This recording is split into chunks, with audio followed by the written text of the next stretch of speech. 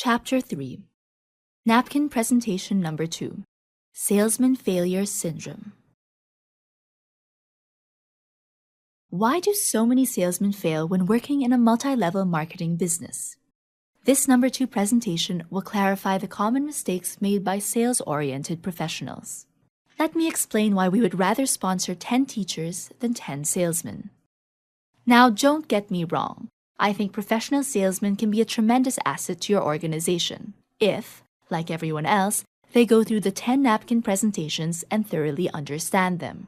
Most people get confused by the statement above, but remember, they still don't understand that MLM is a method of marketing. We are not sponsoring people into a direct sales organization. We are sponsoring them into a multi-level marketing program. Much of the time, the problem you will have with a salesman is that when they see the high quality of the products you represent, they just launch out and take off, so to speak. They can put their own presentation together. They don't need us to tell them how to sell. They're the professional. The point is, we don't want to tell them how to sell. We just want to teach them how to teach and sponsor and build a large, successful, multi-level marketing organization. And they, and anyone for that matter, can do just that without selling anything in the normal sense and definition of the word selling. If you can't sit down with them and explain a few simple things about multi-level marketing and why it is different than direct selling, the tendency is for them to go off in the wrong direction. As we continue on with the napkin presentations, we will give you a few examples. Most people think, and especially salesmen, that if you sponsor someone, you have duplicated your effort. Draw one circle under the other. There was one, and now there are two. It sounds logical, but it's not true. The reason it's not true is that if the one represented by the top circle, sponsor, goes away, the one they sponsored will go away also. They won't continue on. You must explain to your people that if they truly want to duplicate themselves, they have to be at least 3 levels deep. Only then are they duplicated.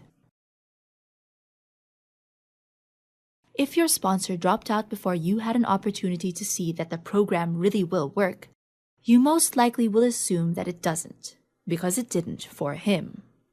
After all, he's your sponsor and certainly must know more about it than you. Let's say that you're here, draw a circle, and put you in the middle of it. You sponsor Tom. Draw another circle under the one with you in it, write Tom in it, and connect the circles with a line. Now, if you leave and Tom doesn't know what to do because you haven't taught him, then that's the end of it.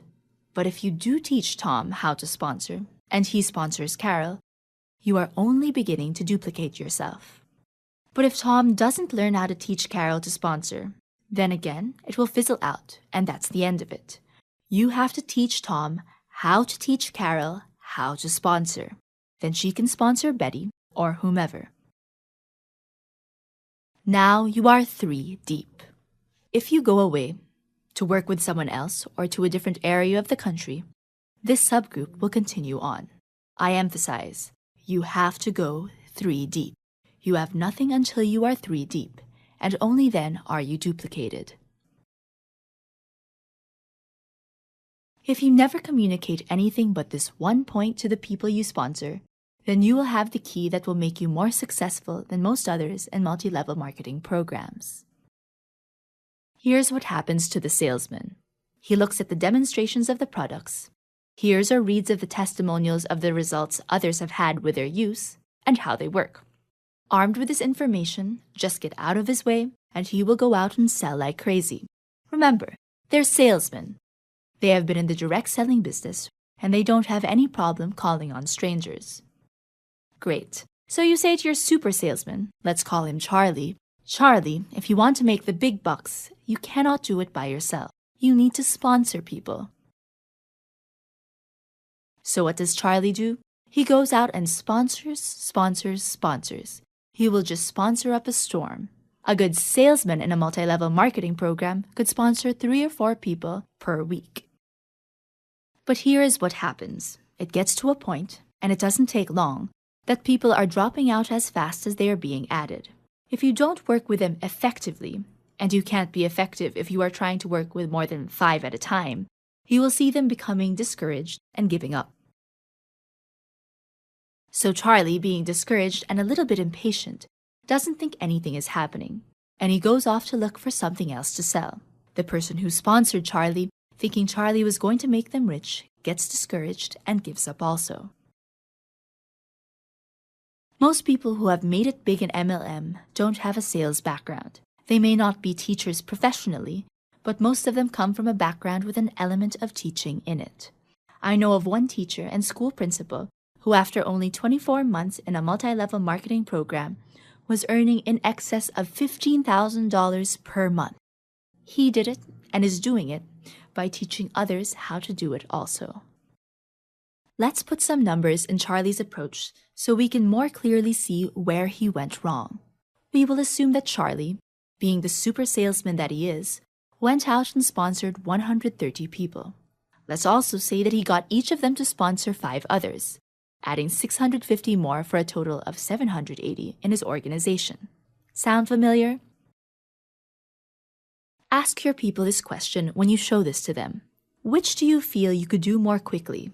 Sponsor 5 people who are serious and teach them how to teach. Or, incidentally, the question will come up, what do I teach them? The answer is, you teach them what you are learning right here in this module, the 10 napkin presentations. They need to have an understanding of all 10, but initially, the first 4 will work. Teach them that 2 by 2 is 4, and why people fail, etc. How long do you think it would take you to sponsor 130 people? How many of the first ones would be left when you sponsored number 130? You would find that you are losing them pretty fast. Yet you will discover the retention rate on the 780 and napkin presentation number 1 to be quite high. Once you show this to a salesman and the salesman understands it, they will say, aha, now I see what I've got to do, and they will go do it. Caution, you must hold them back, because they don't understand what we have just gone over in this chapter. Most people in MLM will literally encourage their people right out of the business. They will sponsor someone and their new distributor will come to them and say, hey, I got 5 new people last week. So you say, great, and encouragingly slap them on the back. The following week, they sign up 5 more people. What has become of the 5 they signed up the first week? They're gone. If you understand the salesman failure syndrome, you can still encourage them, but at the same time stress the point of how important it is to take those first 5 you sponsored and help them get started. After I have sponsored someone, it's more important for me to go with them and help them sponsor someone else than it is for me to go out and sponsor another person for myself. I just cannot emphasize this point too much. This point will come up again in a couple of other presentations.